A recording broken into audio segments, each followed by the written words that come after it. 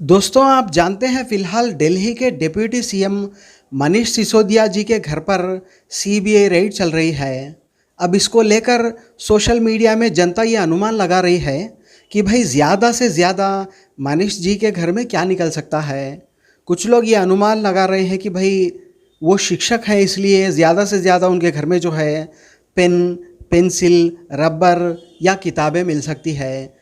कल अपने press conference में एमएलए राघव जी ने मजाक मजाक में ये कहा था कि मनीष जी के घर में एक जियोमेट्री बॉक्स निकल सकता है। तो इसको लेकर भी जनता ये अनुमान लगा रही है कि शायद उनके घर में प्रोट्रैक्टर्स मिलेंगे, राउंडर और डिवाइडर्स भी मिलेंगे। और कुछ लोग तो ये भी कह रहे हैं कि भाई मनीष जी के घर में राइड मारने के बजाय अच्छा होता कि केजरीवाल के घर पर ही राइड मार लेते, कम से कम 4-5 मफलर ही उनको मिल जाते हैं। तो अब ये रही मजाक की बातें। फ़िलहाल अपनी सीबीआई रेड के बाद मनीष सिसोदिया जी ने अपना पहला प्रेस कॉन्फ्रेंस किया। दिल्ली के एजुकेशन मॉडल को फ्रंट पेज पे कवर किया गया है। ये भारत के लिए बहुत बड़ी बात है, बहुत गर्व की बात है कि देश का एजुकेशन मॉडल उस तरफ जा रहा है जहां दुनिया उसकी चर्चा कर रही है।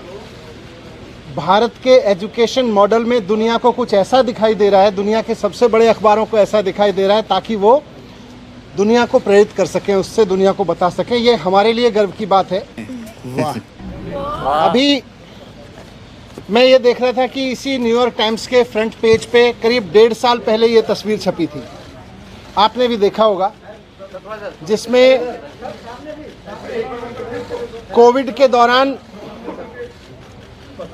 नदी के किनारे जलती हुई लाखों लाशों की तस्वीरें छपी थीं। कोविड के दौरान लाखों लाशें मां गंगा के किनारे पर किस तरह से गैर इंसानियत से जलाई गई थी, उसकी तस्वीर, उसकी खबर न्यूयॉर्क टाइम्स में छपी थी 1.5 साल पहले। जब ये खबर हमने देखी थी और देश के लोगों ने देखी थी तो एक भारतीय के नाते थोड़ा अपने आप पे शर्म आई थी, अपनी गवर्नेंस पे शर्म आई थी, अपने मॉडल पे शर्म आई थी। दुनिया में कोविड हैंडल हो रहा था लेकिन हम ऐसे हैंडल कर रहे थे, इस पे शर्म आई थी कि भारत में कोविड ऐसे हैंडल हो रहा है। मैं हैरान हूं। कल जब ये खबर छपी तो एक भारतीय के नाते सबको गर्व हुआ कि भारत में एजुकेशन का ऐसा मॉडल है जिसको न्यूयॉर्क टाइम्स जैसे अखबार फ्रंट पेज पे लीड स्टोरी बना बना के पूरी पिक्चर और पूरी स्टोरी छाप रहे हैं, इतना बड़ा आर्टिकल छाप रहे हैं। ये मेरे लिए भी गर्व की बात है, लेकिन मैं बहुत विनम्रता के साथ कहना चाहता हूँ कि ये खबर मेरी उपलब्धि नहीं है। ये खबर मेरी वजह से नहीं छपी कि मैंने कुछ ऐसा कर दिया जिसकी तारीफ़ हो रही है। ये एक्चुअली दिल्ली के टीचर्स की तारीफ़ है। तो आज जब न्यूयॉर्क टाइम्स के फ्रंट पेज पे दिल्ली के टीचर्स का काम छप रहा है और सारी दुनिया उनकी तारीफ़ कर रही है, तो मैं दिल्ली के टीचर्स को बहुत बहुत बधाई देना चाहता हूँ। मैं उनको कहना चाहता हूँ कि इसी तरह से लगे रहिए। लाखों करोड़ों बच्चे, आने वाली पीढ़ियाँ इस बात को याद रखेंगी कि दिल्ली के टीचर्स ने और दिल्ली के बच्चों ने इतनी मेहनत की कि उनका काम दुनिया में, सारी दुनिया के सर चढ़ के बोला, सारी दुनिया में भारत की तारीफ़ का कारण बना। ये कह रहे हैं कि इस पॉलिसी में बहुत बड़ा घोटाला हो गया। कल मैं मनोज तिवारी जी का एक प्रेस कॉन्फ्रेंस देखा मैंने। मनोज तिवारी जी कह रहे थे कि 8,000 करोड़ का घोटाला हो गया है एक्साइज पॉलिसी में।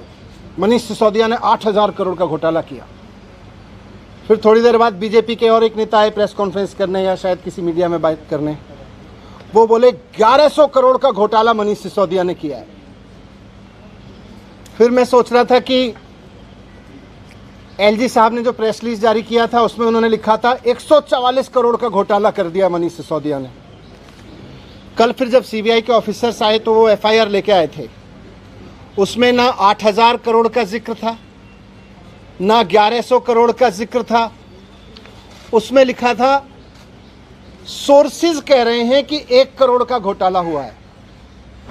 सोर्सेज कह रहे हैं कि 1 करोड़ का घोटाला हुआ है, ये सीबीआई की एफआईआर कह रही है। इसमें ना 144 करोड़ का जिक्र है, ना 11,000 करोड़ का जिक्र है, 1100 करोड़ का, ना 8,000 करोड़ का मनोज तिवारी जी वाला जिक्र है। मैं कह रहा हूं कि ये सब बकवास है, ये सब बकवास कर रहे हैं। इस पूरी पॉलिसी में कोई घोटाला नहीं हुआ, बहुत शानदार पॉलिसी है और जो ये लोग कह रहे हैं इनको ना तो कुछ पता है ना इन्होंने कुछ पढ़ा है, बस इनको तो कहीं से कोई स्क्रिप्ट जो दी जाती है ये उसको रटते हैं। मैं आज आपको बताता हूं कि इस पूरे शोर शराबे के पीछे असली कहानी क्या है, इसका सच क्या है। सच ये है कि मुद्दा शराब का घोटाला है ही नहीं। इनको शराब के किसी घोटाले की चिंता नहीं है, इनको घोटाले की चिंता नहीं है।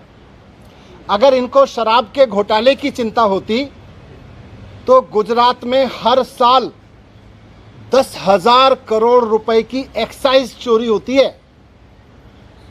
अगर शराब की एक्साइज की चोरी की अगर चिंता इनको होती, एक्साइज के घोटाले की इनको चिंता होती, तो आज ये सीबीआई का पूरा हेडक्वार्टर गुजरात में शिफ्ट करा देते 10,000 करोड़ का घोटाला रोकने के लिए। और यही लोग करवा रहे हैं, जो लोग सीबीआई को इंस्ट्रक्शंस दे रहे हैं ना, यही लोग गुजरात में 10,000 करोड़ रुपए की एक्साइज की चोरी कर रहे हैं। लेकिन इनको घोटाले की चिंता नहीं है, शराब की एक्साइज की पॉलिसी में हो रही चोरी की किसी की चिंता नहीं है, क्योंकि गुजरात में 10,000 करोड़ की चोरी हो रही है। वहां सीबीआई नहीं भेजते। अगर घोटाले की चिंता होती तो ईडी का दफ्तर वहां खुल जाता, ईडी का पूरा हेडक्वार्टर वहां शिफ्ट हो जाता। वहां नहीं हो रही कोई धरपकड़। इसलिए मुद्दा तो करप्शन है ही नहीं, मुद्दा तो शराब का घोटाला है ही नहीं, मुद्दा तो घोटाला है ही नहीं। अगर मुद्दा घोटाला होता तो प्रधानमंत्री जी ने कुछ दिन पहले बुंदेलखंड एक्सप्रेसवे का उद्घाटन किया था। आप सबने देखा था, आप सबने दिखाया था, सारे मीडिया ने चलाया था और सारे मीडिया ने देश के बहुत शोर से बताया कि प्रधानमंत्री जी ने जिस हाईवे का, एक्सप्रेसवे का उद्घाटन किया था, 5 दिन के अंदर अंदर वो पूरी तरह से धंस गया। बहुत बड़ा घोटाला हुआ वो एक्सप्रेसवे बनाने में, हाईवे बनाने में।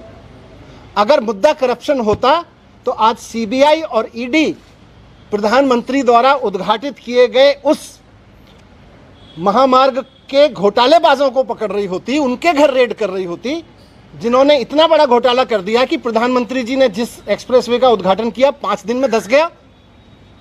वो है घोटाला। लेकिन जैसा मैं कह रहा हूं, मुद्दा घोटाला है ही नहीं।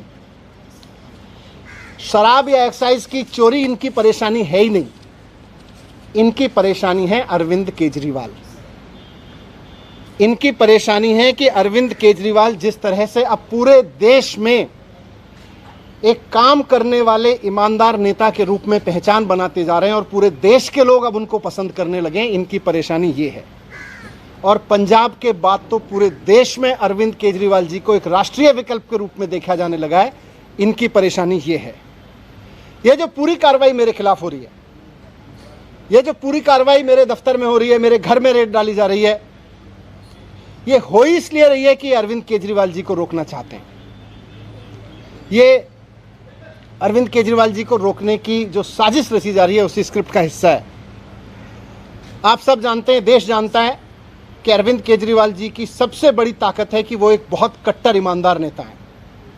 अरविंद केजरीवाल जी की दूसरी सबसे बड़ी ताकत है कि उनको काम करना और काम करवाना आता है। उनको दिल्ली का एजुकेशन ठीक करके उन्होंने दिखा दिया कि एजुकेशन कैसे ठीक होता है। उन्होंने हेल्थ ठीक करके दिखा दिया कि हेल्थ सिस्टम कैसे ठीक होता है। आज दुनिया भर में मैंने दिखाया आपको, आज अरविंद केजरीवाल जी की वजह से दुनिया भर में भारत का नाम रोशन हो रहा है। इसलिए आज ये इत्तेफाक नहीं है कि हेल्थ और एजुकेशन पर दुनिया भर में भारत का नाम रोशन करने वाले अरविंद केजरीवाल जी के हेल्थ मिनिस्टर के यहाँ छापे डाले जा रहे हैं, उनको जेल में डाला जा रहा है। उनके एजुकेशन मिनिस्टर के यहाँ छापे डाले जा रहे हैं, उनको मुझे जेल में डालने की तैयारी की जा रही है। मेरी गलती ये थोड़ी ना है, वो भी जानते हैं कि कोई भ्रष्टाचार नहीं हुआ। इनको पता है कि कोई भ्रष्टाचार नहीं हुआ, इसीलिए उलझुल बके जाते हैं। इनको, मैंने भ्रष्टाचार नहीं किया, मैंने सिर्फ इतना किया है कि अरविंद केजरीवाल जी का एजुकेशन मिनिस्टर हूं मैं, इसलिए ये कर रहे हैं, इसलिए ये साजिश रची जा रही है। इन्होंने पहले अरविंद केजरीवाल जी के हेल्थ मिनिस्टर को गिरफ्तार किया, फिर कल मेरे यहाँ रेड डाल दी, अब 2-4 दिन में मुझको भी गिरफ्तार कर लेंगे। तो हेल्थ और एजुकेशन मॉडल जो है अरविंद केजरीवाल जी का, इनका मकसद है कि उसको रोका जाए। मैं कहना चाहता हूं कि देश के प्रधानमंत्री नरेंद्र मोदी जी को पूरे देश ने इतना बड़ा जनमत दिया है, ये शोभा नहीं देता प्रधानमंत्री जी को, नरेंद्र मोदी जी को ये शोभा नहीं देता कि वो इस तरह की छोटी छोटी सोच रखते हैं कि कोई आदमी काम करे तो उसके हेल्थ के काम को रोक लो, एजुकेशन मिनिस्टर को जेल में डालो, हेल्थ मिनिस्टर को जेल में डालो, क्योंकि वो अच्छा काम कर रहे हैं, क्योंकि सारी दुनिया में तारीफ हो रही है। अरविंद केजरीवाल जी में और नरेंद्र मोदी जी में मैं आज रखना चाहता हूं आपके सामने कि अरविंद केजरीवाल जी और नरेंद्र मोदी जी में यही फ़र्क है। केजरीवाल जी को अगर कोई अच्छा काम करते हुए दिखता है तो केजरीवाल जी उसकी प्रशंसा करते हैं, उससे प्रेरणा लेते हैं, उसकी तारीफ करके उसका हौसला बढ़ाते हैं और खुद उससे सीख के खुद करना चाहते हैं।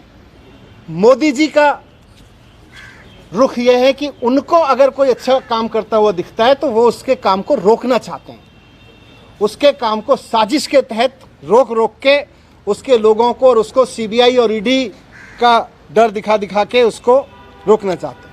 पूरे देश के लोग इनसे अब दुखी हैं कि यार हम सरकार चुनते हैं, मोदी जी केवल 24 घंटे उसको गिराने में लगे रहते हैं। अरे आपको देश का प्रधानमंत्री बनाया, आप देश के लिए अच्छा सोचो, जिनको हमने राज्य के लिए किया है उसको राज्य के लिए अच्छा सोचें।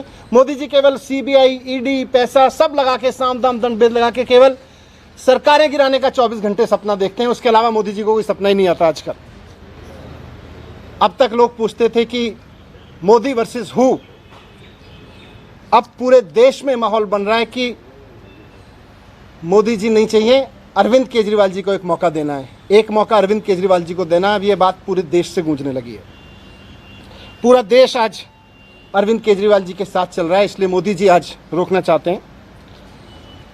आज से 3-4 दिन के अंदर, हो सकता है आज कल परसों में, कभी भी ये सीबीआई ईडी भेज के मुझे भी गिरफ्तार कर लेंगे, कई सारे और आप नेताओं को भी गिरफ्तार कर लेंगे। लेकिन मैं कहना चाहता हूं कि हम भगत सिंह के फॉलोअर हैं, हम अपने आप को भगत सिंह की संतान मानते हैं, हम डरने वाले नहीं हैं तुम्हारी सीबीआई से, तुम्हारी ईडी से, तुम्हारे पैसे के आगे बिकने वाले नहीं हैं।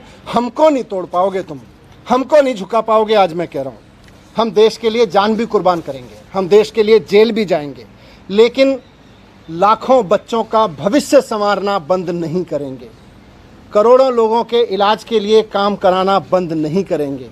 आज हमारे साथ अरविंद केजरीवाल जी के साथ लाखों बच्चों की दुआएं हैं, करोड़ों लोगों की दुआएं हैं, करोड़ों पेरेंट्स की दुआएं हैं। हम आपसे डरने वाले नहीं हैं। अगला चुनाव तो अब मोदी वर्सेस अरविंद केजरीवाल होकर रहेगा। धन्यवाद। मनीष जी।